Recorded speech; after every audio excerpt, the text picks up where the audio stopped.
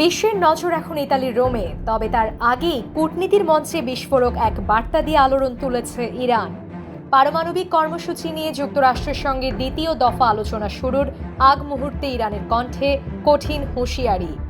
Uranium সমৃদ্ধ করার অধিকার আমাদের সার্বভৌম বিষয়। এটা বাতিল করা নিয়ে আলোচনা করা যাবে না। এটা কোনোভাবেই আলোচনার টেবিলে আসবে না। ইরানের পররাষ্ট্রমন্ত্রী ও মুখ্য আলোচক আব্বাস আরাগচি এই ঘোষণা দিলেন এমন এক সময় যখন রোমে চিরপ্রতিদ্বন্দ্বী দুই দেশ মুখোমুখি বসতে যাচ্ছে দ্বিতীয় দফা সংলাপে। এর আগে গত সপ্তাহে ওমানে শুরু হয় বহুল প্রতীক্ষিত ইরান যুক্তরাষ্ট্র পরমাণু আলোচনা। ওয়াশিংটন থেকে সরাসরি অংশগ্রহণ করে মার্কিন প্রতিনিধি দল। নেতৃত্বে ছিলেন শীর্ষ আলোচক স্টিভ উইটকফ।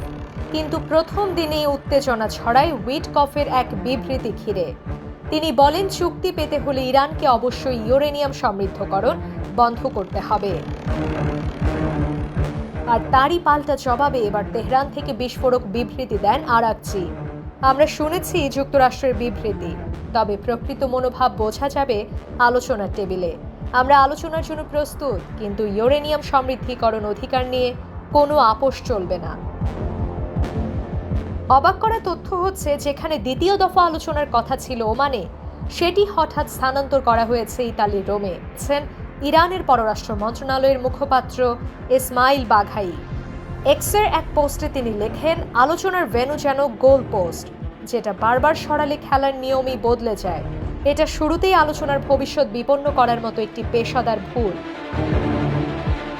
রোমের ওই বৈঠকে আমন্ত্রিত হয়েছেন আন্তর্জাতিক পরমাণু শক্তি সংস্থা IAEA এর মহাপরিচালক রাফায়েল গ্রোসি। তবে ইতালির পররাষ্ট্রমন্ত্রী আন্তোনিও তাজানি স্পষ্ট করে দিয়েছেন, ইতালি কোনো পক্ষের নয়, আমরা শুধু শান্তির সেতু বন্ধন করতে চাই। এদিকে বৈঠকের একদিন পরেই রাশিয়া সফরে যাচ্ছেন আরাগচি। তিনি প্রেসিডেন্ট ভ্লাদিমির পুতিনের কাছে ইরানের সর্বোচ্চ নেতা আয়াতুল্লাহ খামেনির বিশেষ বার্তা হস্তান্তর করবেন। ইরানের রাষ্ট্রদূত কাজিম জালালি বলেন, বৈশ্বিক অস্থিরতার এই সময়ে ইরান রাশিয়ার নিরবিচ্ছিন্ন, ঘনিষ্ঠ এবং বিশ্বাসযোগ্য সম্পর্ক আঞ্চলিক শান্তি ও স্থিতিশীলতার জন্য অত্যন্ত জরুরি। পশ্চিমা বিশ্ব দাবি করে আসছে, ইরান যে মাত্রায় ইউরেনিয়াম সমৃদ্ধ করছে তা শান্তিপূর্ণ নয়, বরং অস্ত্র তৈরির পর্যায়ে পৌঁছে যাচ্ছে।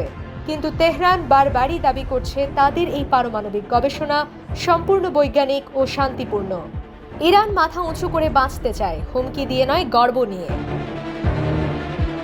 বিশ্লেষকরা বলছেন, যদি রোমের বৈঠকে কোনো অগ্রগতি না হয়, তবে আবারও উত্তপ্ত হয়ে উঠবে পারস্য উপসাগর, আর চাপে পড়বে পুরো বিশ্ব শান্তি। চলতি সপ্তাহে কি হয় রোম বৈঠকে, তাই নির্ধারণ করে দিতে পারে পরবর্তী দশকের পারমাণবিক রাজনীতির গতিপথ।